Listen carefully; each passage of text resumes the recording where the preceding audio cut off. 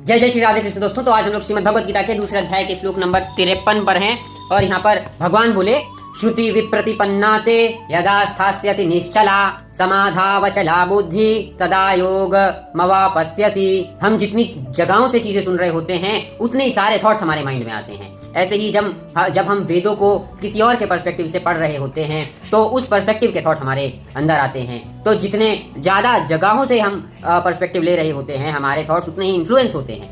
पर वेदों का ज्ञान और अपने एक्शंस, इन दोनों ही चीज़ों को हम पूरे आत्म साक्षात्कार के साथ अर्थात सेल्फ अवेयरनेस के साथ जब करते हैं, बिना किसी के थॉट, किसी के एक्सपीरियंस से इन्फ्लुएंस हुए तब हम उस स्टेट में पहुंच जाते हैं जिसको योग और समाधि कहा जाता है। और यह वो स्टेट होता है जहां पर हम भगवान की प्राप्ति के करीब आ जाते हैं। हमारी जो सेंसेस हैं और जो भगवान के जो भक्ति से जो चेतना मिलती है हमें वो प्राप्त हो जाती है, जो हमारे कर्मों में रिफ्लेक्ट करने लगती है।